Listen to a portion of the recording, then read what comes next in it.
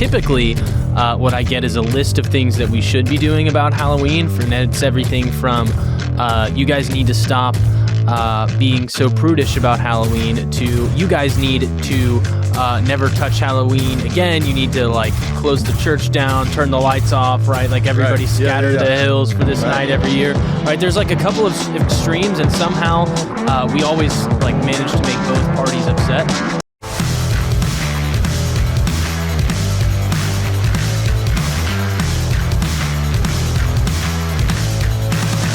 Welcome into a Halloween edition of the Under God Podcast. I am Pastor Nate here, joined by Pastor Daniel. What's up, Daniel? Good to see you, Pastor man. Nate, it's good to be back with you today. It's good to be here with you as well. So we're going to talk all things Halloween today. We're going to get into the origins of Halloween. We're going to talk about some of the different cultural expressions of Halloween. And then at the end, you got to stay tuned for the end to hear what we think about Halloween. We will tell you, but we got to get there slowly. Yeah, I think the big question that a lot of people have when they tune in and they come up and they talk to you or I or one of our team is, how should I treat Halloween? Or that's actually me putting it probably as charitably as possible. They hardly ever approach me with the Halloween question with that demeanor. Typically, what I get is a list of things that we should be doing about Halloween. And it's everything from you guys need to stop being so prudish about Halloween to you guys need to never touch Halloween again. You need to like close the church down, turn the lights off, right? Like everybody scatter the hills for this night every year,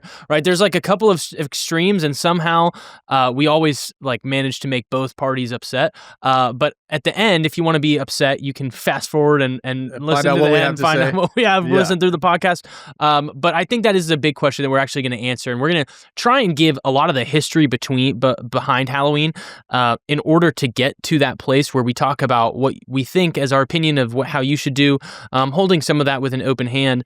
But there's also a level of real history that people need to know, because a lot of why people feel so strongly about this holiday in particular is that they've been fed one narrative or another about what Halloween is. And so either you grew up in a household saying it's the devil's birthday and it's this is all that it's for, which is how I grew up, right? Or you grew up in a house. Don't throw the devil a birthday party. Yeah, don't throw the devil a birthday party. Or you grew up in one of these households that's no, this is All Hallows Eve, right? This is a Christian holiday, and we don't need to. And so, what is the truth? Let's go through, Pastor Nate, the historical foundations of Halloween. Yeah, well, you brought up what it was like in your household. Before I get to the history, let's talk about your history and mine. History, so you just shared yours a little bit. So you guys never celebrated Halloween at all? Tell me about you growing up first. Definitely a leaning towards so academic. Tell us the history. I want to know about your life first. All right, fair enough. So I grew up in a home where largely we didn't celebrate Halloween.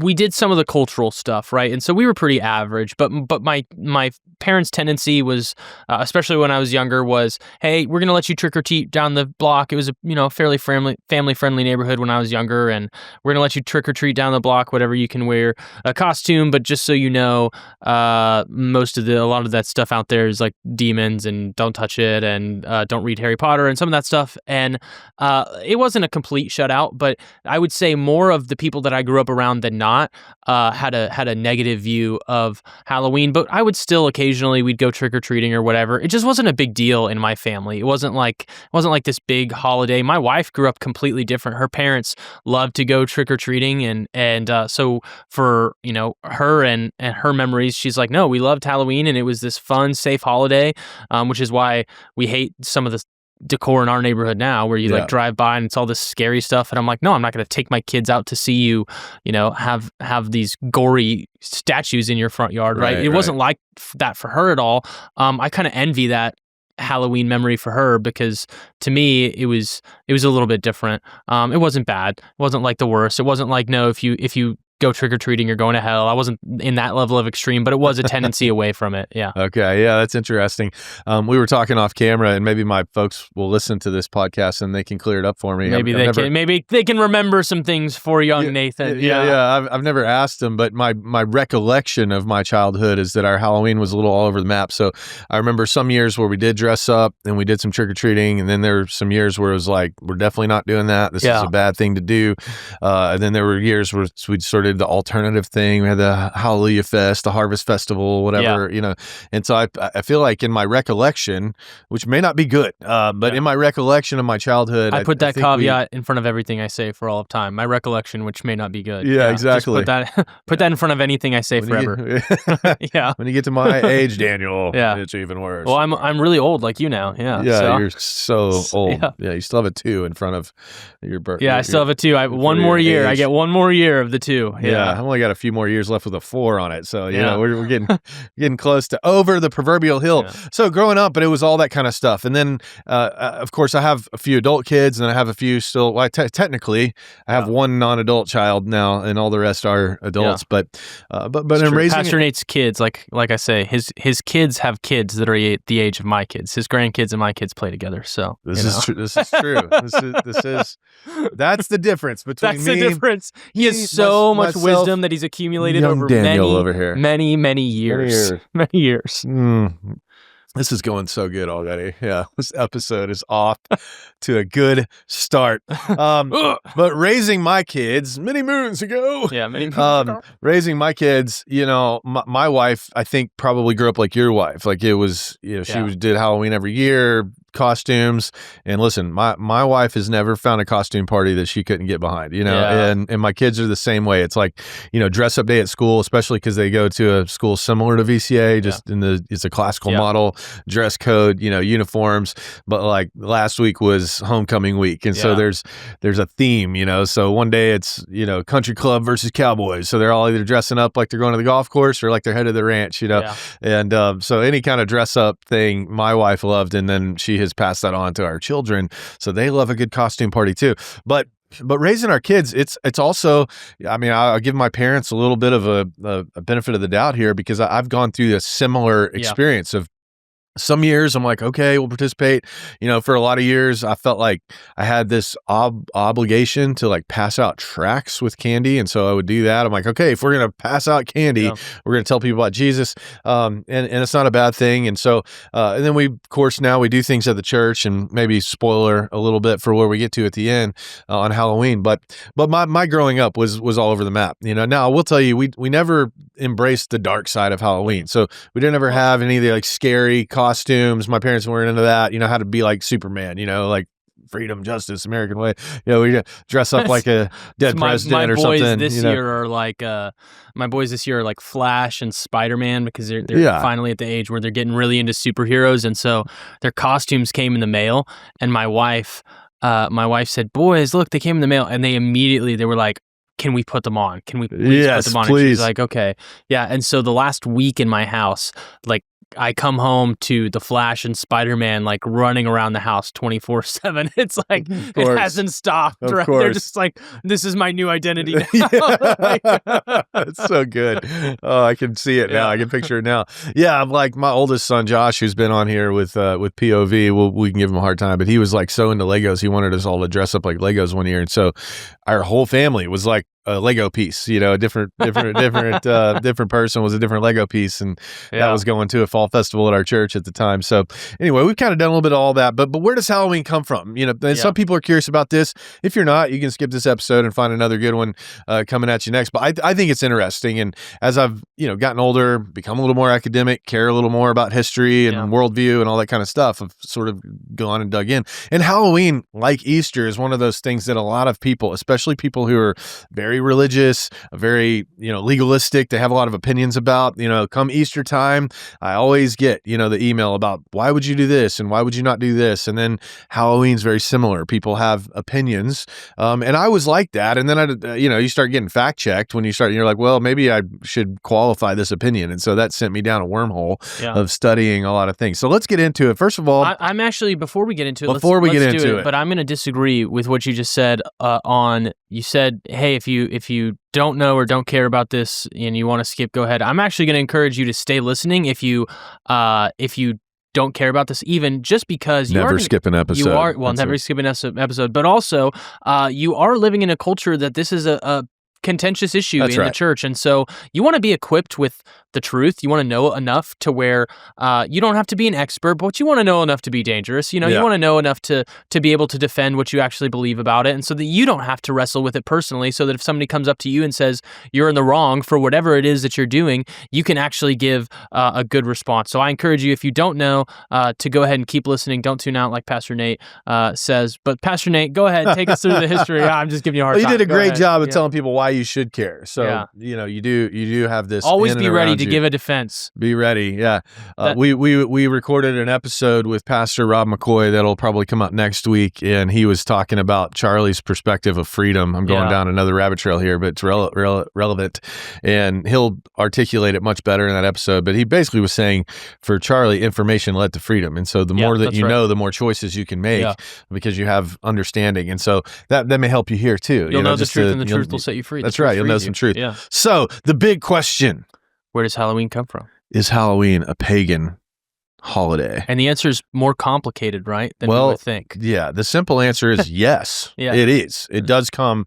I could make some different arguments about the Easter pagan thing, but this is a Halloween episode, and the answer is yes, it does. And in fact, these ancient Celtic festivals they predate Christianity, so and so the festival that you now know, Halloween, comes from an early festival called Samhain, and now it's kind of a Gaelic word. It's spelled Samhain. So when you read this, it looks like Samhain, but it's not. But it's pronounced Samhain. Just so we'll do our best to try to do that. Samhain was something that Druids and Celts celebrated ancient Scotland, Ireland, Great Britain over 2,000 years ago. And so this is a festival that was celebrated on or around November 1st. In fact, this word Samhain in modern Irish, right now, the month of November in modern Irish is still called Samhain. Yeah. And in Scottish Gaelic, that word Samhain also refers to the month of November. And so Samhain really was a festival that would mark the end of summer. I was listening to someone, this is just weird wormholes you go down, but I was listening to a Druid scholar, if there is such a thing. A Druid scholar, yeah. A Druid scholar. And he was talking about how at that point in time in that geographical area, they didn't have 4 seasons, they just had 2. Yeah, summer and winter. Summer and winter. Yeah. And so this really marked the end of summer and the start of winter. And it did have some death connotations, because winter's a time when a lot of people would die. Yeah. A lot of things would die. Winters were harsh. They were cruel. A lot of times they would survey their animals and I don't think that cow's going to make it. Yeah. So let's kill it now and, get that meat salted so we can eat on that thing, throughout the winter. And so there was death associated. There's death to anticipate winter. And then they know that the winter months are thought of to be a little more evil because a lot more death would occur. Yeah. But what they also believed was that at this time, at this moment, again, somewhere between 24-hour period all the way up to maybe a whole month, most people sort of settle in at like a day. Some of the Samhain festivals were 2 and 3 days. And during this time, they believed that the boundary line between the living and the dead got very blurry and very thin. And so this is the time when spirits and ghosts would roam. You would have sort of this overlap between the natural world and the supernatural world. In fact, he was talking about how around the table, they would have a Samhain meal, where they would invite their ancestors and they would set a place. And a lot of times, especially when this was going on, family homes were generational. And so you may be in the same house that your great-great-great-grandparents lived in. Yep. And so there's a generation. So it's like anybody who ever lived in this house that is now dead is invited to the Samhain festival meal. And if you didn't do that, if you didn't put that out and leave food out for them, then you were considering to be dishonoring of those who went before. And then if you ate their food, by the way, it was thought that they would block you from being able to live in that home in the afterlife. And so you would be excluded from, the next party that is to come. I mean, this stuff is detailed. Yeah. So this is part of what's ingrained into the culture. So some traditions start to come out of this, which is that they would sometimes, during this time frame when the space between the natural and the supernatural would get thin, they would wear costumes, because there's also that's when they felt like evil spirits could really kind of slip through the veil there and start to attack people. So they would dress up like an evil spirit, so that the evil spirits would think, oh, they're one of me.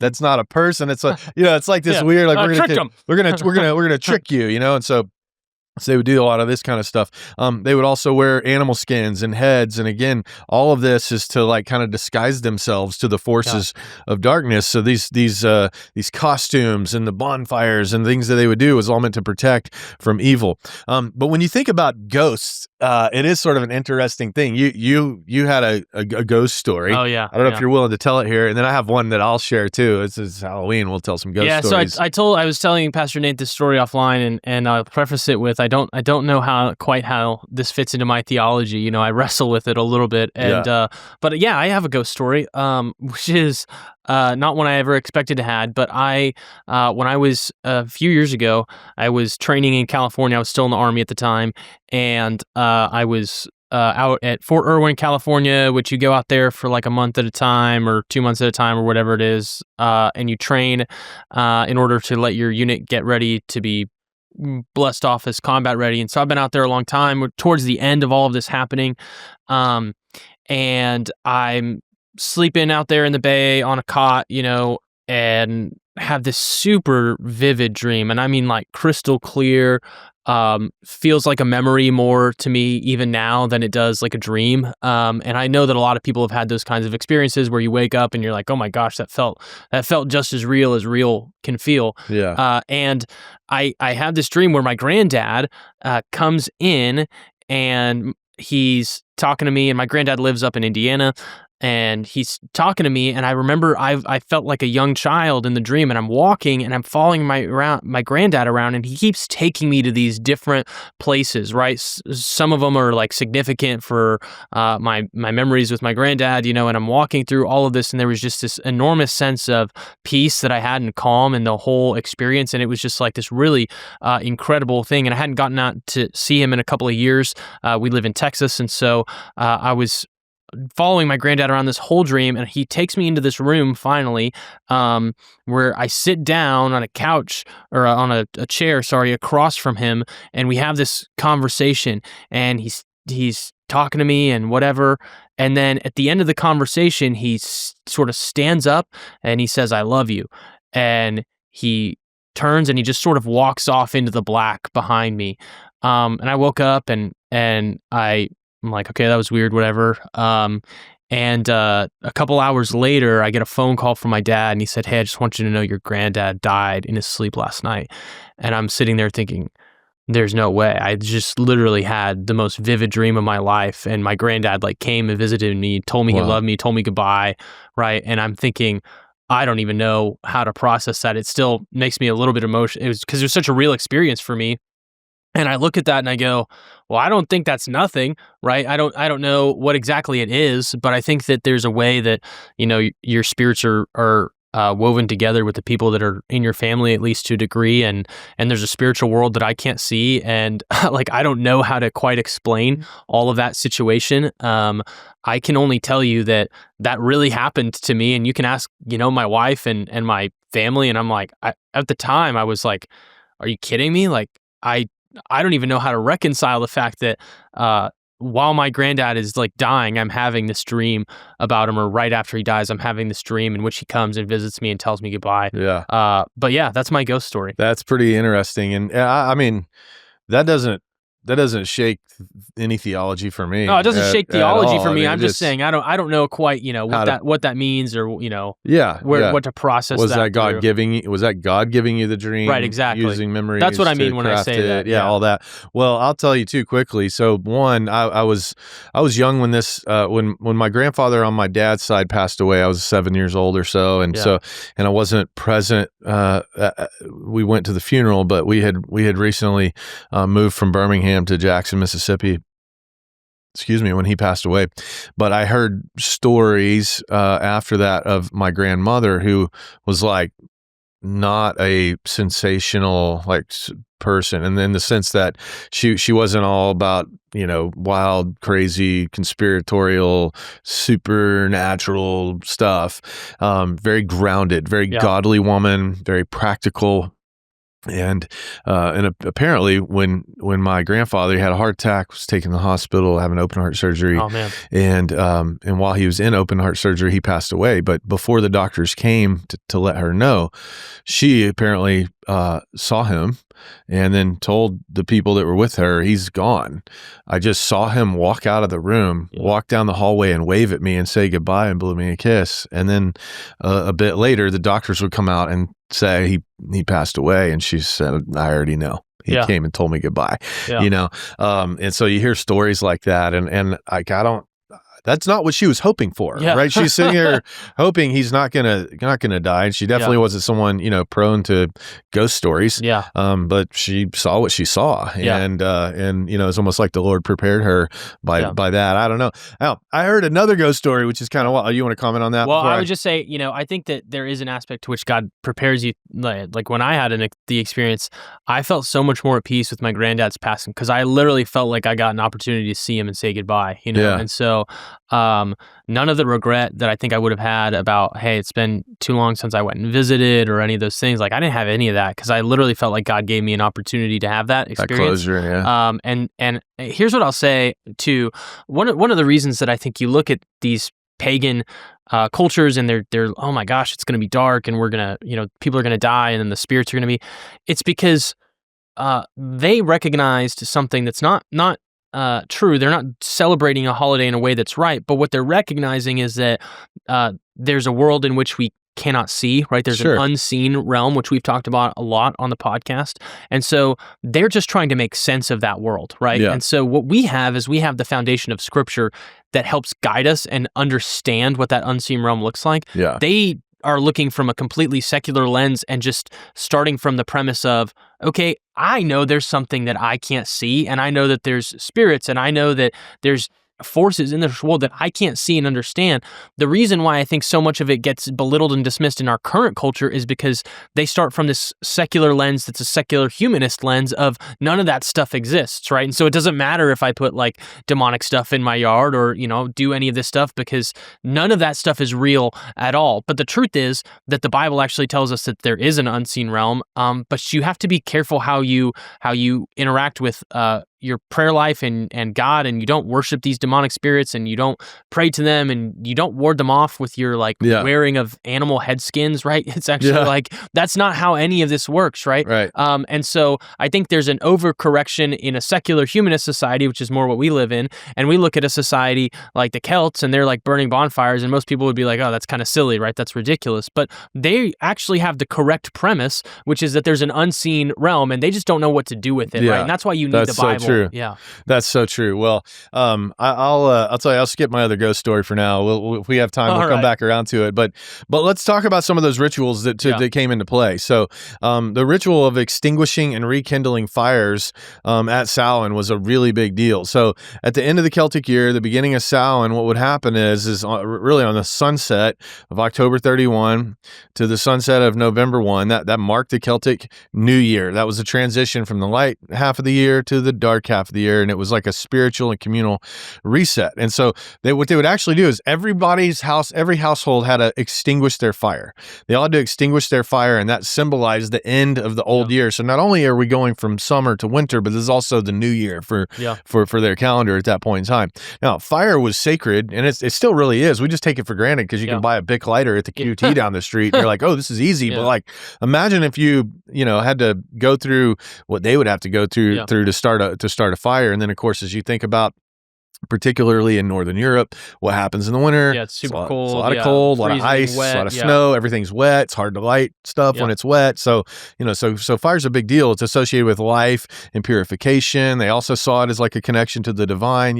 Fire almost does sort of have this weird spiritual thing. I'm telling you, Dan, I can sit outside, bro, and just look at a fire. Yeah, all men can stare at a fire in silence for as long as they need. And if all you know about PD and I is that are running our mouths on the podcast, you may find that hard to believe, but I could sit in dead silence and watch Dancing Flames for hours and be totally enamored. And it does seem to have like a spiritual quality to it. It's like how fire works. So letting go of that for them was like a powerful kind of act of preparation for renewal. It's all very spiritual. So then what would happen is they had, particularly in what we now know as Ireland, they had four regional kings, and then they they had a high king near Tara, and so the high kings of Ireland.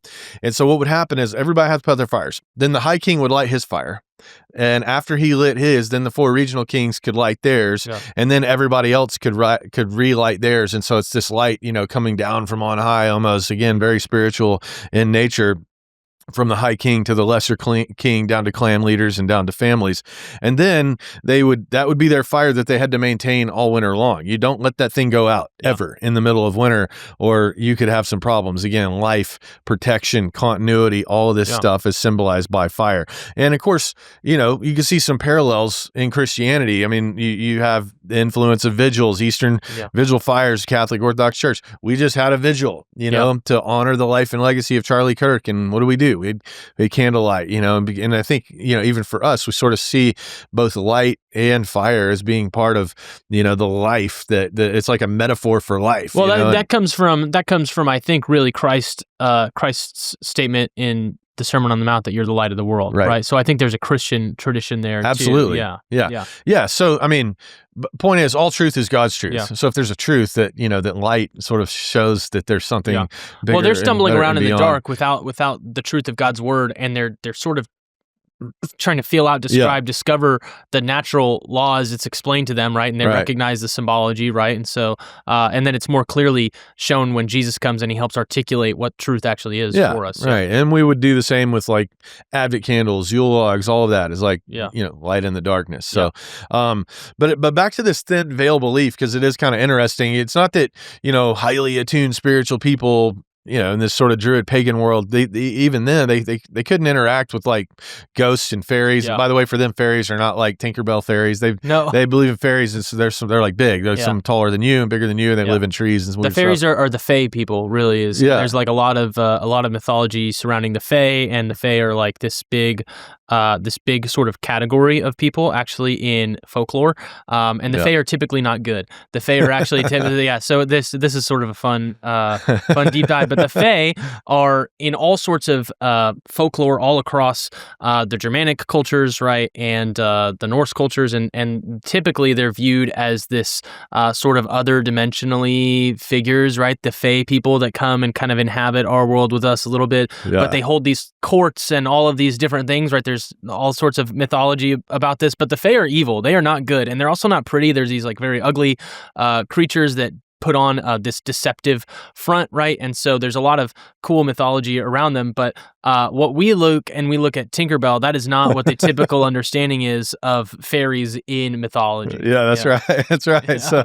So, but really, they're looking at just a couple times a year where this veil gets thin enough that they can have these encounters, with ghosts, with fairies and different things. And so at this point in time, this is all settling in. This is part of the cultural calendar. This is part of the cultural norms, and that's why some of these concepts still sort of survive in today's day and age. Halloween legends and occult practices, which we'll discuss later. And so then the Romans eventually they invade the Celtic lands. They merged their own festivals with Samhain. They had their late October festival that commemorated the dead. They also had a day in the fall to honor the goddess of fruits. This is maybe where like bobbing for apples comes from. Apple was like the primary symbol of this fruit goddess. So this is all very interesting stuff. And so as the Romans take over, those portions of Europe, they start to merge things and solidify. And when you merge one festival with another one, it just becomes even bigger. It becomes even more a part of the culture. Yeah, and we're talking about over the course of hundreds of years, right? Where that's right. Things sort of develop, right?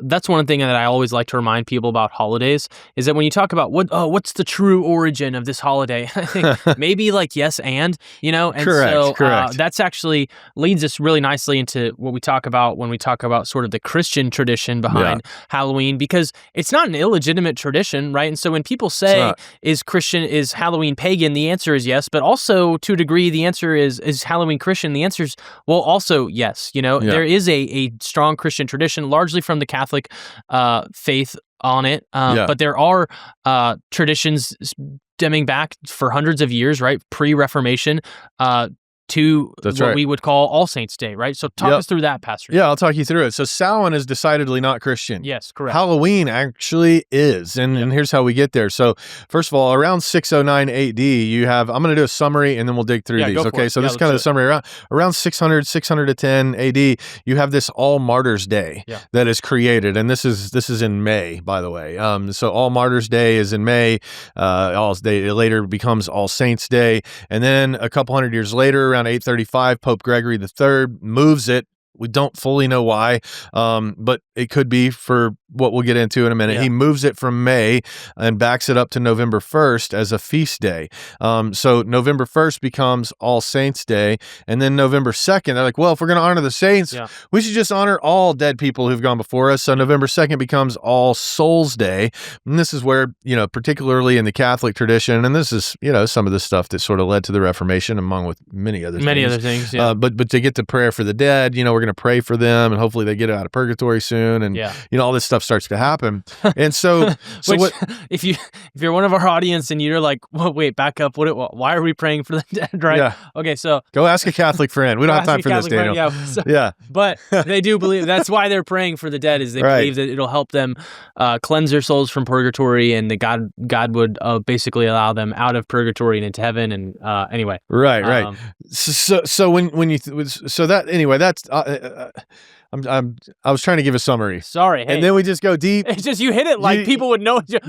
We pray for like you didn't throw me off too bad. But then October 31st becomes known as All Hallows Eve. Yeah. Hallows meaning holy ones meaning saints, and so the hallowed day there of November 1, you get All Hallows Eve. That begins to get shortened into Halloween. Yeah. And so Halloween, the word itself, does have Christian origin. Yeah, it explicitly comes from this version of the holiday. That's right. And then it gets sort of sat right on top of Samhain, right? Which is still the same time of the year, which, by the way, you guys will note that right after Halloween, we're going to do our change from summer to winter, or from fall to winter. Even here in modern times, we're going to change our clocks, which I don't think we should do that, but it is like the marking of this change of the seasons. And I think that's significant because a lot of cultures have holidays that revolve around this sort of nature calendar, right? Yeah. Just the calendar of the world, which is, okay, the seasons are ending. And so a lot of times when you hear people say, again, no, this is wrong, or you're wrong on this because these people were doing that, it's like, well, a lot of people do a lot of things around the changing of the seasons.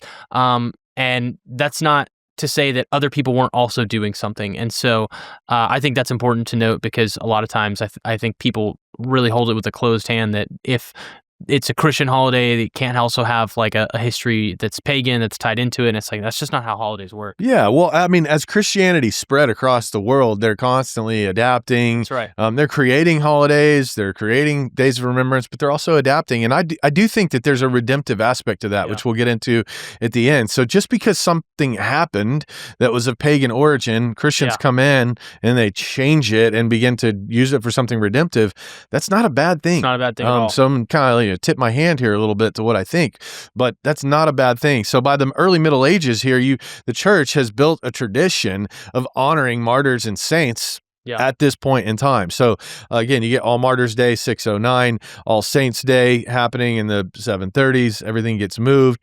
And then by 1000 AD, the church has established this All Souls Day on November 2nd. Again, all of this happening around the same time as Samhain. And they did a lot of the same things. They would have bonfires, parades. They would dress up in costumes. There is some thought that they would dress up as like saints, angels, and demons as a way of showing like we have dominion over evil, you know? I think there's some evidence of that. People would dress up like the saints, right? And all sorts of various things. And so that ties into the other Samhain tradition of sort of dressing up and whatever. Yeah. And, it would dress as an angel. I've seen like old like drawings of where people would dress as an angel and then they would have someone else dressed like a little demon, like on a chain, like a dog. And it was really meant to show like we have power and authority over you. It's very strange. It's weird, but that's part of what they did. Now, where some of the gory stuff that did come in, even through the Christian church, as they're celebrating and remembering martyrs, sometimes they would dress themselves in the way that a Christian they were honoring had died. Yeah. So if someone had been beheaded, they would put like the line of blood all around the neck to sort of symbolically show this person was beheaded. If they had been hung to death, they would put a rope around their neck, and a hood over their head, and they would walk around with that to like remind you that, hey, this guy that we know died in this way because of his faith. And so, to us now, especially with all the other influences and the convergence and conflations of Halloween, we look at all that stuff and go, if it's gory, if it's bloody, if it symbolizes death, it's bad. But just you shouldn't at least know, just to be educated and know that there were a lot of Christians who would sort of identify with the martyrs in that way as a way to remind other people, like, they went through this because they were professing Jesus and they weren't going to stop professing Jesus. And this is what they did to him, And so there is some evidence of that as well, even in some of the costumization and the theatrics of it all. So it's interesting. And then we get to, like I said, All Hallows Eve. So All Saints Day became called All Hallows Day. Again, hallow meaning holy, meaning saint. And the night before becomes All Hallows Eve. That word Halloween comes directly from that. That evening would begin and would be like a vigil night again, where they're lighting the candles and they're kind of doing all this stuff to begin to celebrate those who had died. And there's actually a tie-in to trick-or-treating here as well, right? Yeah, there is a tie-in to trick-or-treating. That's souling. So there's this idea of souling, which is in this time frame, they get this custom where after the vigil, it was common for poor people and for children, they would go door to door, they would knock on the door and say, hey, you got any dead relatives we can pray for? Yeah. And then they would pray for them, and then they would give them a soul cake, which was like a sweet cake, or some kind of little sweet bread muffin, something like that. And so this practice of visiting homes to receive sweet bread really is seen widely by those who study these things, and you probably didn't before today. That's all right, but that is likely the origins of what today we would call trick or treating. Yeah. Yeah, so I think it's super interesting that some of those traditions just sort of stick around and last, right? Because you don't go trick-or-treating going, oh, I know that I'm going to do this in order to pray for the dead relatives of whoever's house I'm visiting, and so that they will give me bread, right? But this tradition starts and it stays going, even though that's not really what people are celebrating today. So walk us through sort of the modern evolution of Halloween and how you've gone from that place to sort of where we are now. Yeah. Well, so that is one of the pivot points there where you see that. And by the way, this was really kind of a pious twist on cultural. Yes. I want to mention this too, because people would leave out food. Yeah, that's right. For the spirits, to ward off spirits. That's right. To ward off spirits, to make them not feed angry. The spirits. Yeah. That's right. To keep them all happy. Yeah. And the church says, hey, instead of doing all this stuff to honor the dead, how about we use it to feed the poor instead? Yeah. We're wasting food for dead people that don't need it. And meanwhile, we've got poor people who do need it. So let the poor pray for you and then bless them with some food. So anyway, kind of an interesting little thing there. But, and again, the costumes were all designed to ward off spirits. I kind of said this earlier, but just to make note of it again, they put these costumes on. They want to look like a ghost, so the ghosts don't mess with them. Yeah. So that's where even, we see kids walking around their neighborhood in a white sheet, because that's people think that's what a ghost is. So now the kids today, they have no idea why they're doing it, but that's why it was done to begin with. So modern Halloween evolution, let's talk about this, moving from medieval to modern. So in parts of Europe, October 31 to November 2, it remains still a time of prayer for the dead. Also, specifically in Catholicism, a time of remembrance, a celebrating of saints. And then all this gets sort of mixed in with folk traditions of bonfires, these going house to house, these costumes, all this kind of stuff. And so now, after the Protestant Reformation, things really shifted a lot. So for the last 1700 years or so, the last 700 years or so, things have been a little different. So the Reformed Protestants, again, they're not praying to the dead. Yeah, it's a different theology that, the Protestants look at this, and especially because in America, right, we have a Puritan history, right? Largely the people that built the country were Puritans, and so Protestant they look at Puritans this, for the most part. They look Some at this Catholics, and they're like, we're not doing any of that. Yeah, that's right. So they drop the All Saints Day observances, and I'll say, I think, praying to the dead is not biblical. No. Praying to saints is not biblical, but honoring and remembering those who've gone before you is certainly biblical. And so, I've been to several All Saints Day gatherings, I've been to some All Hallows Eve parties that have happened on Halloween, but it's not like the Halloween you would think of. It's literally like when I was a young guy, I would get together with some people and we would sit around and read stories from Fox's Book of Martyrs and remember, saints on All Hallows Eve, and that would be more more in line with the Christian tradition of Halloween. Yeah, which and it's good to note here too that like there are certain things in remembering the traditions of the church and looking back towards the history of the church that are good to do, right? It's good to actually take the time to sit there and go, oh, other people came before me and I have a heritage, right? Yeah, Christianity, it's very valuable. That's a thing that I think we wrestle with a lot in current Protestant culture is we like think that the church was created on whatever day your birthday is, right? That it just sort of popped out of existence. And that's not true.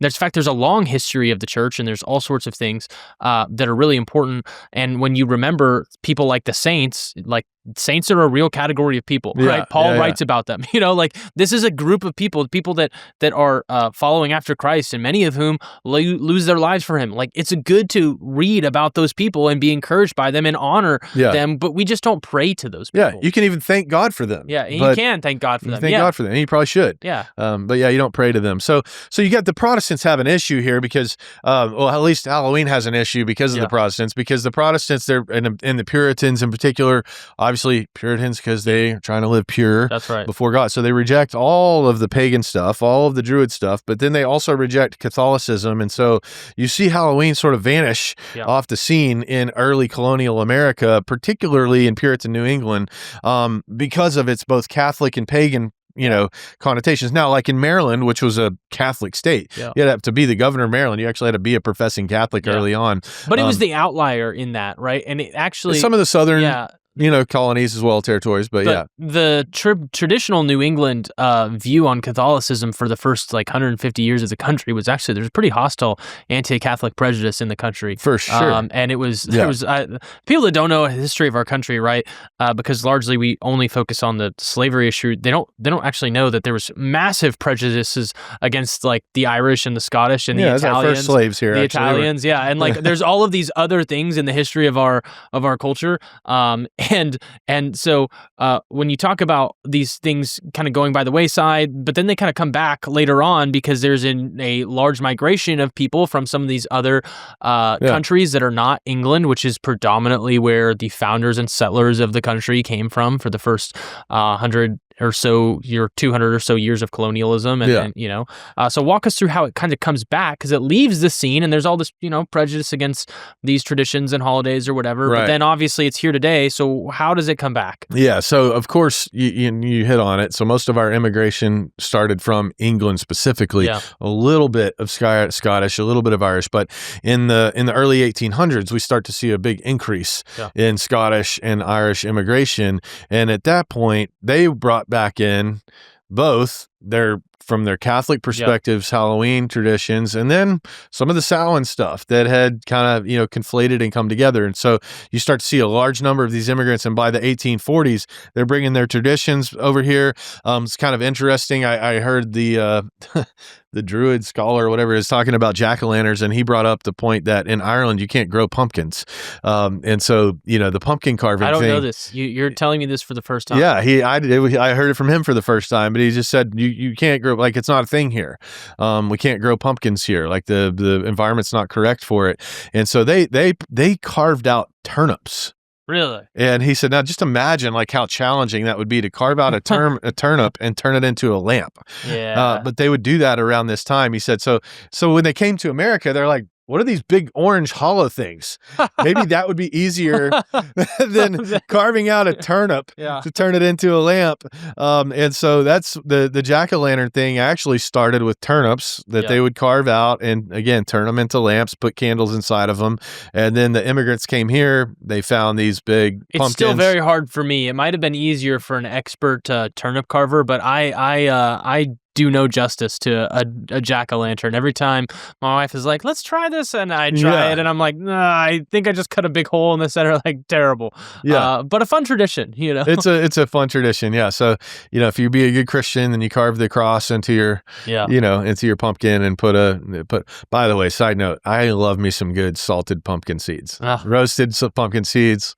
Those are pretty good. So anyway, but the jack-o'-lantern, just so you know, that's the history. It's part of the Samhain tradition, so that is a very that is part of the pagan side of things, and then it moves from the turnips to the pumpkins.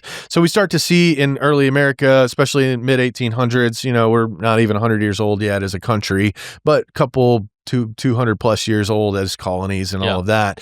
And we see all this start to happen. Then we start to see the guising come back up disguising. That's children dressing up, and then they go perform acts and antics to try to get some treats. And then you start to see some more emphasis on like ghosts and mischiefs and all this stuff. And by the time we get to the 20th century, there's a lot going on. So it's turned into kind of a family fun thing that's going on, but people were causing a lot of mischief on Halloween night. They're dressing up like bad things, so then they go do bad things, you know? And what happened was some of the town leaders and newspapers, they began to write and encourage people from getting rid of anything that's frightening, anything that's grotesque, anything that's evil, anything that sort of, you know, gives bad vibes of badness, you know? Let's get away from all of that, and let's just have some parties, let's have some games, let's have friendly neighborly get-togethers. We can give the kids some treats. And that era really introduced Halloween parties, games, costume contests, a much more recognizable version of the holiday to us. Yeah. But the idea was to make it more wholesome. But it's still on Halloween, still bad stuff would happen as well. And so you get pranks and vandalism. And by the 20th century, oftentimes Halloween is referred to as mischief night. Yeah. And here's what I would say about that. You know, we talk about all of these different things. And here's what I want people to understand spiritually. There are doors that you open when you seek out like things that look demonic, the things that you look at, right? There's a 100%. Truth that when you're looking at grotesque things, right, it pulls you in that direction. And there's a truth that like, okay, I'm going to dress up and as if I'm going to commit mischief. And then, what if I just committed something, you know, like there's doors that you can open in your life like that. And like, of course these things are real. And so the slide you're on. That's right. No matter what you believe as the origin of the holiday, you have to understand that there are always dangers and the devil prowls around like a lion seeking to devour you, right? The thief comes to steal and kill and destroy. And so you have to know that when there's these big celebrations like this that even have some of these mixed origins or whatever, you have to understand that, there's some things you have to guard yourself against, right? And and if you're not, then you're going to end up taking something that could be fun or innocent or even good, right? As in All Saints Day, you know, hey, honoring people that have been champions of the faith or even martyrs of the faith or whatever, and it can turn into something bad if you allow your focus to be bad. And we actually have seen there's some occult dangers, right? Some spiritual dangers in this holiday as well. And so, Pastor Nate, I want you to talk to us about some of those things. Yeah. So there's some really dark things. I do want to tell you about trick-or-treating. Oh, do it. Before we get to the occult. All right. So I'll tell you that. So right now, you know, kids will come to your house tonight. And they'll knock on the door. And if you're there, we'll tell you where you should be otherwise. But if you're there and they knock on the door, they're going to probably say trick or treat. Where does that come from? That comes from what I was just mentioning before of the mischief night. So or in the U.S. particular, in the 20s and 30s, Halloween night became a night to also do pranks. So even before the real evil stuff and before we talk about that, there was just goofy pranks, you know, and this is where, you know, people would toilet paper your house. They would put, you know, things in your yard. Like there's just different kind of pranks like that. Imagine pranks like that. That's what this night kind of turned into. And then people are like, this is dumb. We're destroying property. We're making a mess. Why can't we just go back to doing something fun? And so communities, and again, newspapers, leaders, political leaders are like, hey, stop with all the vandalism and let's just go and knock on doors and get a treat. And so, but it's presented as if it's an option. So you knock on the door and like, hey, we know you want us to stop doing pranks, but do you want a trick or do you want a treat? You know, it's like, obviously, you know, I'll take a treat. So that's how we got, just so you know, that's how we get the actual phrase trick or treat, was sort of the moving away from all the prankster and mischief of the 20s and 30s. So giving candy. So by the 1950s, that becomes a kind of a fun thing. Now you've got a little catchphrase, trick or treat, and all of this begins to just explode across America. But to your point that you were getting at there is some dark, evil, occultic, dangerous things that happen. So, for example, in modern occultic practices on October 31, Wiccans or witches and warlocks, they still celebrate October 31 as Samhain, and they celebrate it as the witches' New Year. They do still believe that the veil gets thin between spiritual and natural world, and so a lot of divination occurs, rituals, ancestor worship. You get a spike in occultic activity of reading tarot cards and spells spells and spiritualism, and there's a lot of dark things that happen. So let me just walk you through a few of sort of the different players and different things that happens because on October 31. There's a couple of different groups that fall into when we talk about the occult, right? And I love what C.S. Lewis used to say, which is that he says you can fall into two categories, and both of them will lead you to hell, which is you can not believe in this stuff at all, or you can focus on it so much. And the occult are really what happens for people that end up in one of these places, is that they start to focus on this sort of spiritual aspect of things, this aspect of darkness, and they just stare at it for so long that it leads them down one of these roads. But there are different actual traditions in the occult, and there's different groups in the occult, but it's all wickedness, right? And it is all falling into that one category. And so I say all of that to give kind of a warning to our audience. Like, you don't need to go out and spend a ton of time studying the occult, right? It's actually not the most beneficial thing for your time. I'll just give people that you can know about it, you can know some of the history of it, and we're going to walk you through all of it. But I have people who want to ask me all sorts of questions about what the Satanic Temple actually does and what Wiccans actually, and I'm like, you don't need to like focus on that. That's actually, if you focus on that, your life is going to become full of that stuff, and you just don't need to do it.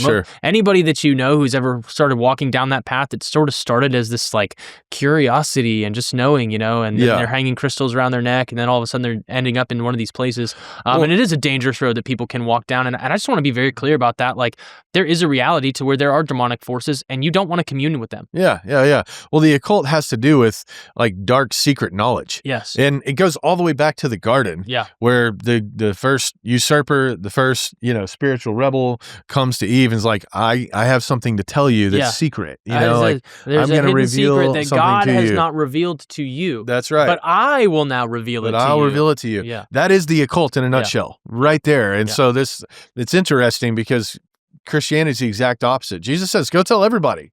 Yeah. Tell them what happened. Let the eyewitnesses speak. Yeah. Let the arguments be tested and proved. Meanwhile, the occult, all this stuff sort of happens in secret. But then human nature is that, like curiosity is that we have to know the answers to the secrets. And that's how you get Gnosticism. That's how you get the occult. But who's up to what on October 31? Yeah. I agree with you. An obsession with this is bad. Yeah. Spending a lot of time on this is not worth it. But also like being aware of what's taking place aware of the basic is a good thing. Yeah. So first of all, you've got like neo-pagan groups or neo-druid groups, Wiccan groups.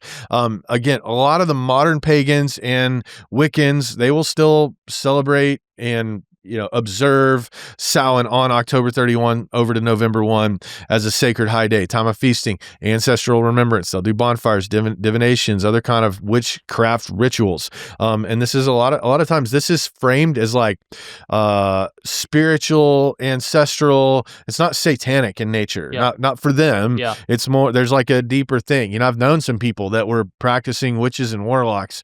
Me too, actually. And it's kind of like you can feel it, but also some of them, they are deeply spiritual. They are really tapped into the other world. And there's, again, like the opposite of truth is not all lies. It's some truth and lies, And so there's some aspects, and we talked about this earlier, but I think you still find that today, even in some of these neo-pagan groups. Now, there is, the Satanic Temple, right? Or the TST. There are other satanic groups, and they treat Halloween as a cultural holiday.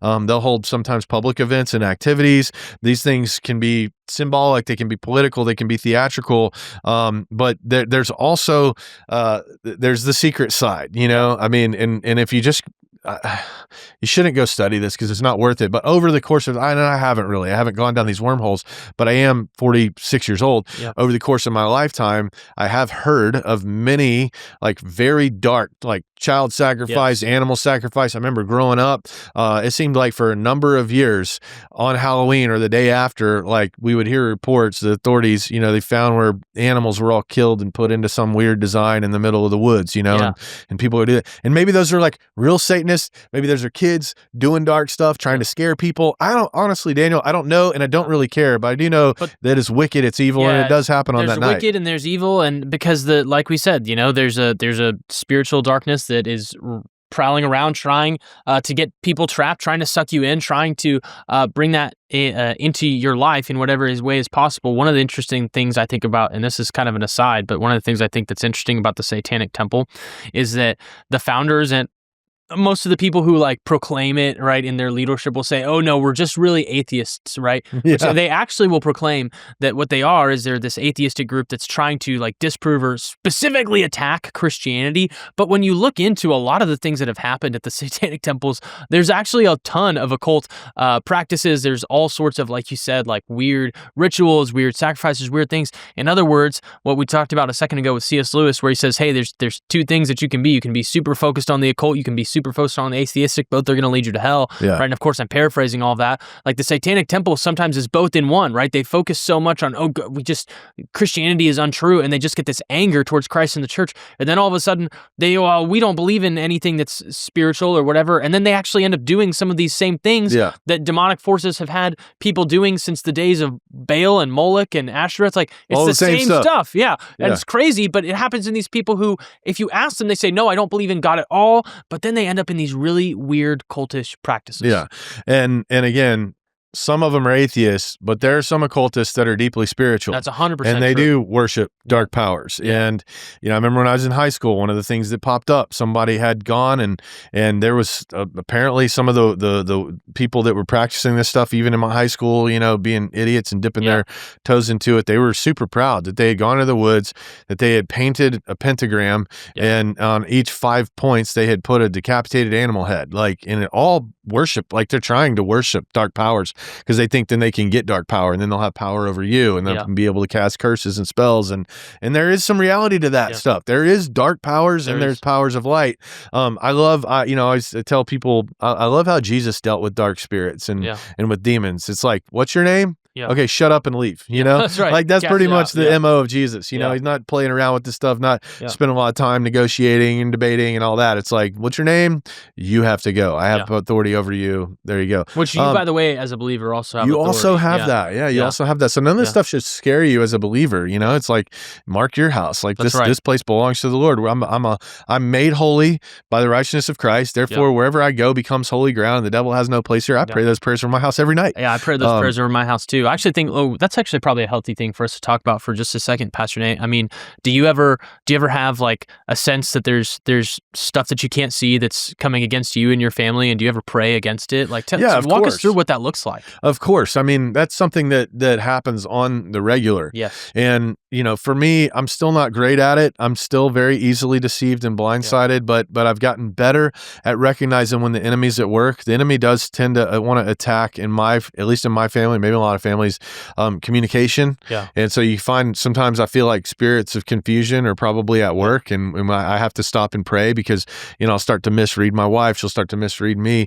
I shared an experience on this podcast a while back, and so I don't want to rehash it all, that people may have heard it, but where we were in a really bad season, me and my wife, and we've got a great marriage, but it was a bad season as it relates to communication. It was like we could not seem to get on the same page about a number of things. Every time she would talk, I'm like, you're saying this? She's like, no, I'm not saying that. Then I talk. She's like, you're saying this? I'm like, no, I'm not saying that. It was like, what are we doing? Like, this is a mug. No, it's not a mug. This is a black cup. No, it's not a black cup. I mean, it was like, that kind of thing. And I had someone pray for me who told me that they saw a spirit of confusion physically attached to me. Pray for it to go away, had me pray for it to go away. And I mean, Daniel, I felt like, I think I described it in the podcast previously, this is what it felt like. If you had a backpack on and you've been walking around campus with a heavy backpack and it's hot outside and your back gets sweaty, right? Yeah. And then you take that backpack off and all of a sudden the weight is lifted, you feel the cool breeze hit that sweaty shirt, it immediately goes from like hot and just, to now it's like cool and refreshing. I had that feeling when this guy praying for me said that the talons of this evil spirit were literally attached to my back, and when they came out, I had that feeling go down my back. I went home, and all of a sudden, it's like me and my wife could communicate again. Yeah. That kind of stuff is real, but the power of Jesus is also real, and it's greater. Yeah. And so that really taught me something in that moment, that the enemy does still seek to steal, kill, destroy, to confuse, to cause deception, to cause disunity and division. And so I pray for those things, and I pray for God to the word says he can dispatch angels to have charge over us. I'm like, put them around my house tonight. Put angels around my home. Guard my doors. I pray for them over my kids every night. Every night. I do. I pray. And when my kids were little, especially, I still pray this regularly, for sure, multiple times a week, maybe not every night. But when my kids were really little, I pray for them. One of the specific things I would pray: the Spirit of the Lord, the Holy Spirit, is the only spirit welcome in this house. It's the only spirit welcome in this room. Any other spirit, in the name of Jesus, you have to leave. Only the Holy Spirit is here. I mean, dude, I pray that every night over my kids, over their bedroom. And, because, I mean, I think, of course, the enemy would love to torment babies and toddlers and scare them. The cool thing is that God loves to speak to those young ones too. So anyway, so that's something. And we're going to get to our conclusion here in just a minute. And this is going a little long. The last little bit to talk about some pop culture, some biblical warnings, and then we'll give you a kind of a framework, at least maybe 4 ways on that how Christians to deal with Halloween, can deal with Halloween. Of course, now today, what we see in pop culture, you have to acknowledge, even if you're a Christian that likes to celebrate Halloween, and you're like, man, it's weird to me though. I sometimes hear people in church like, Halloween's my favorite holiday. I'm like, what is wrong with you? There's like Thanksgiving, Christmas, Easter. Yeah, there's like, a lot better ones to be your favorite. There's at least 3 or 4. 4th of July is better than Halloween, man. Come on. So it's definitely not even in my top 5. But in pop culture, it's really become this big thing. So we have this horror culture, horror movies. Oftentimes you get those released around Halloween night. Different movie theaters will play scary movies, even if it's not a current release. It's a one-night offering kind of thing. We have haunted houses, that people will go to, try to be scared on purpose. I think that stuff is a little sketchy. You're introducing, again, spiritual things that the Bible tells you to flee from. Again, I'm not ready to give the warnings yet, but that's happening. You even see a lot of like commercials that will be on this week, kind of leading up to this day. That are scary and over-sexualized. That's right. Well, and then let's talk about that for a second. Yeah. So one of the things that, I mean, even with like dressing up for church stuff, for Light the Nights and fall festivals and things like that, you go to this costume shop and you're looking around, and it got to where, like, I mean, my wife's looking around, she's like, every one of these outfits for females are to make you look like a porn star. Yeah. Like, this is ridiculous. No, they all are like cleavagey and can't wear any of this. Lace on everything and see through this and too short that.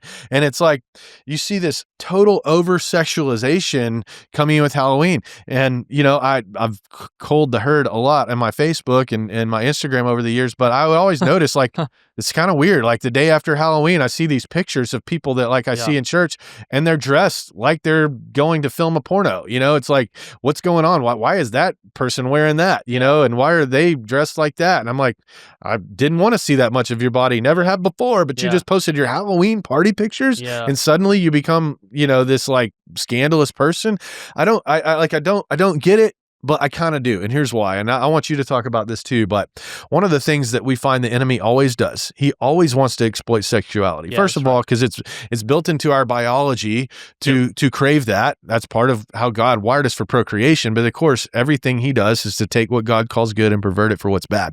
And so this is, to me, another indication that there is a lot of things about this night, about this holiday, about what this is that is dark, because the enemy, he comes in and successfully exploits sexuality. We see gender bending stuff, even in some of the costumes, and it's like you just drive down to Austin and you see transvestites everywhere, but used to you just see them on Halloween. Because the Halloween costumes were like designed to go that route, Daniel. It's like you can't see all of that and not understand that the enemy's at work. Yeah, I remember when I was in high school and I was walking in downtown Fort Worth on Halloween night, or actually it was like the night before Halloween, because sometimes people go out like multiple nights in a row, and there's all these people walking around, and I was with some friends, and we were just going to go to the movie theater there in downtown, and I'm getting ready to walking down the street, going to the movie theater. Don't have any idea what we were seeing. I don't even really remember who I was with, but I remember we were going to the movie theater, and I see this group of people walks in front of us, and they're dressed as demons and angels and all of this stuff, except that they're like half naked. Right? They're like the sexy demons. Like the devil's tail on that devil was the only thing on that person's tail, and I was like, okay, and I was just, but you see this extreme sexualization in all of the costumes, and you're 100% right. I think everybody recognizes that, and I think you're right, Pastor Nate. I think it's because of what we talked about a second ago, which is that the devil sees an open door because people have sort of left it open in a lot of ways for this holiday. And it's not, and I don't believe it's because a bunch of people are getting together in the woods to pray over this holiday, right? Although that the devil's taking advantage of their lives and the lives of some other people right around them through that. What I really believe it is that our culture as a whole has just allowed this holiday to become more celebratory and to embrace the darkness. And so instead of leaning in to the good Christian traditions of the holiday of, honoring people that came before and lived strong out for the faith, our culture has really leaned into the bad roots of the holiday, just as a culture. The dark, let's the lean sinister, into the perverse, all of that. To the most perverse way that we can, right? How has this holiday been celebrated in the most perverse way possible, in the most destructive way possible, in the most gruesome way possible? And one of the things that goes along with that is the most overly twisted sexual way possible, because like you said, the devil does want to twist our sexuality. It's one of the strongest drives that he can manipulate on, and he thinks that if he makes the holiday about that, or at least has that as an aspect to it, then there might not be so much fighting back from all of the men, who might be like, hey, we should stand up against sort of the dark stuff. That's what men are supposed to do, by the way. They're supposed to stand up against the dark stuff. You're supposed to guard your house. You're supposed to guard your life. You're supposed to guard your family. You're supposed to guard your community. Well, what's one of the ways that the devil can kind of keep the door open and keep a lot of men from fighting back against some of that wickedness in our culture? It's like, well, if I put some girls out there in kind of, slutty looking outfits, then maybe the men won't fight back so hard. Maybe the men will be like, oh, maybe we can dress up that way for Halloween. Maybe I'll embrace some of this stuff a little bit more than I would have otherwise. That's my opinion on it, because the devil just wants to keep these doors open to the darkness and to using what he can on this day, but in all days, because that's the same thing that we see played out all throughout our culture. Like you said, now in Austin, you go down there, you don't have to wait to Halloween to see the trannies. Yeah. Well, here's what you can be sure of: wherever you see sexual perversion at play, you know that you've stepped into the devil's workshop. Yeah. That's his playground. God is not a God of confusion. He's not a God of disorder. He's not a God of perversion. God created sex, and he created it for one place, for one thing, for two people, and when you see it being played out in other places, the enemy's at work. And so when you just look around Halloween, you see that. So what's the biblical sort of warning and then the Christian response? I'm just going to give you a kind of a quick hit list here of some scriptures. I'm going to refrain from preaching because we've already over an hour here on this podcast, but Deuteronomy 18:10-12 gives some very clear instructions about not participating in witchcraft, in sorcery, in necromancy, right? So avoid all of that kind of stuff. We're not going to mess around with witchcraft. We're not going to mess around with sorcery and tarot cards, and we're not going to mess around with like the dead.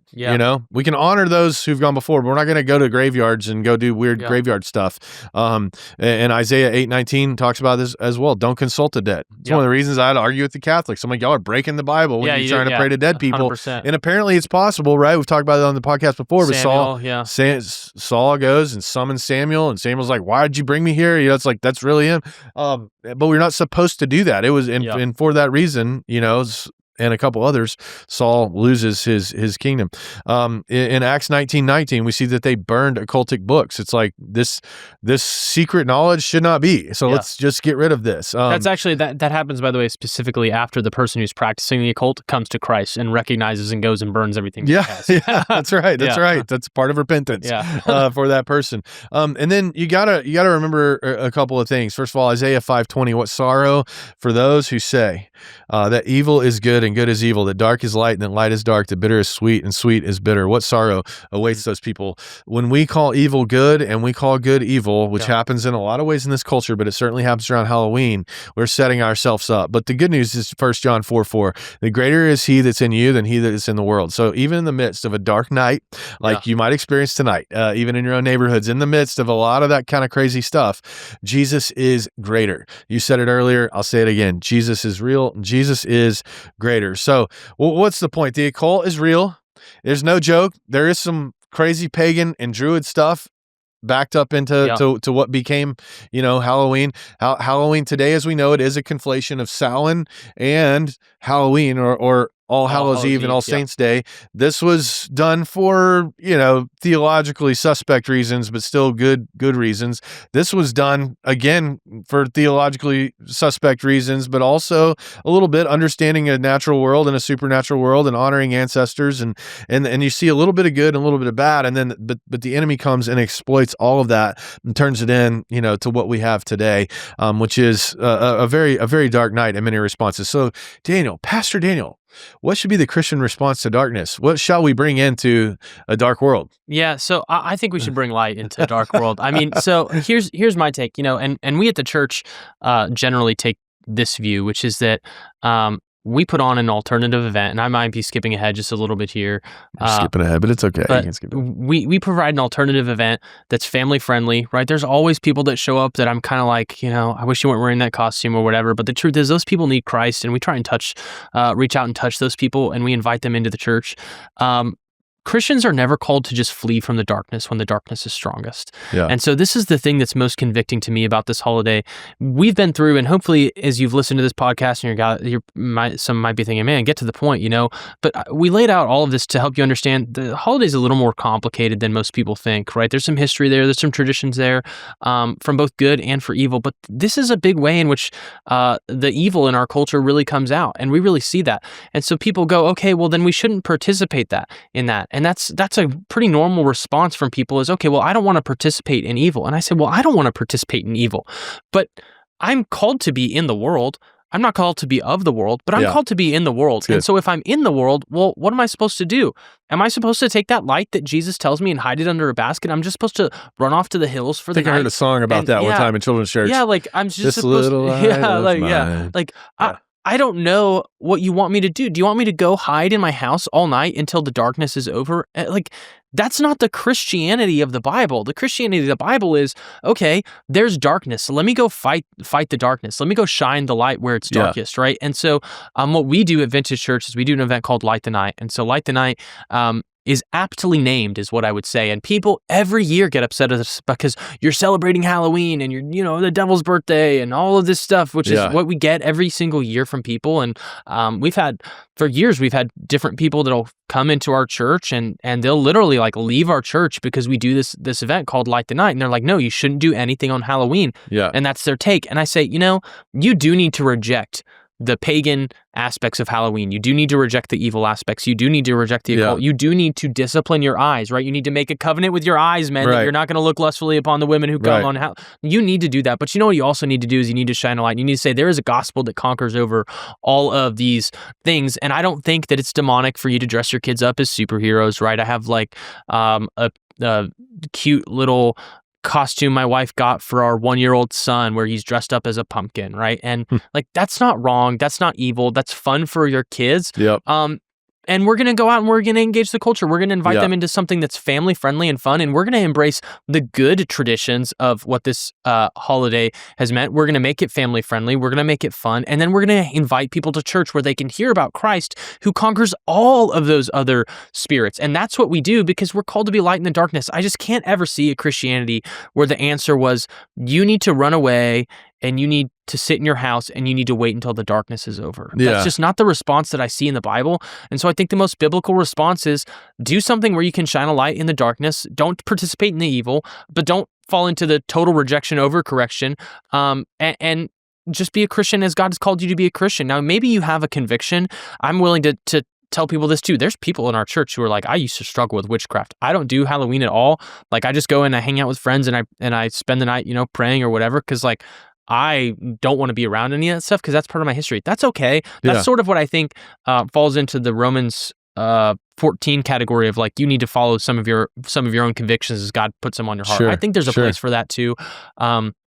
There was a family in our church who, the lady had come from a background of witchcraft and God had saved her from that. And she said, Pastor, there's some dark stuff. And I said, yeah, I know, we're going to go shine the light. And she goes, I'm just not ready to be there doing that, be around it. It's kind of a temptation for me in the same way that alcohol is for somebody who's been an alcoholic. And I said, okay, well, that's great. Follow your conviction. I have no problem with that. But we as a church and as Christians don't need to just run away. And so that's why we do our event, which is Light the Night. Yeah, I think that's great. You really covered that well. So alternative events, if you do participate, that's why I would pass out tracts, like, okay, I'll go trick or treating, but I'm gonna tell people about Jesus. And then you touched on it, Romans 14:15, each should be convinced in their own mind. So, so you're gonna handle whatever your participation is. You don't want to make this a disputable matter with other Christians. One of the things that I can't stand, man, is when Christians start attacking other Christians for things that, the Bible does give some permission on. So to your point, let's try to redeem something. Genesis 5:20, what you meant for evil, God can use for good. So there are ways to redeem Halloween. You talked about Light the Night, which is an event for your church. That's a come to the church event. And where where I pastor, we do it a little differently. Yeah, a little bit. So our Light the Night, we actually set up a house that is lit up. So we ask them, like, put up some Christmas lights, we give a big flag with our church and a spotlight on it, some other lights, some fun music, and then we ask people from the church to come and sort of turn it into a little bit of a block party where there's a joyful, life-giving light, event. So as people are coming, they're seeing darkness and goblins and ghouls and all this stuff. They come here, they're going to get the love of Jesus, and they're going to get the love from some Jesus people. Yeah. And so we give them good candy and invites to church and all that kind of stuff. So those are some ways that you can redeem Halloween. You could do those. You can include a track or a scripture. You can do light-themed decorations. You can have gospel emphasis on things. You can tell stories of saints and martyrs if you want to. But reverse that whole trick-or-treat thing by blessing people, being a blessing to people. And so, in conclusion, look, you kind of said it, Halloween story, a little dark, a little light. Christians are called to discernment. We're not called to be fearful. We are called to discern. We are called to abstain from that which is evil, but to engage the culture for the glory of God. And so I think my final encouragement to you, if you're hearing this podcast on October 31, is, man, take tonight as an opportunity to shed some light with somebody. In a night that culture does typically use for darkness, you can use it for light. Be bold, have some courage, put the fear away, and start sharing the gospel with people. Share the joy of the Lord is your strength. So embrace that joy and give it away to some other people, and make tonight fun and make it about Jesus. If you do that, you're not going to be in sin. You're not going to disappoint God. In fact, he'll be cheering you on and saying, well done, my good and faithful servant. Yeah, that's right. Thank you, everybody, for joining us on this very special episode of the Under God podcast. Until next time, I'm Daniel. I'm joined with Pastor Nathan Brown. We'll see you. See you next time.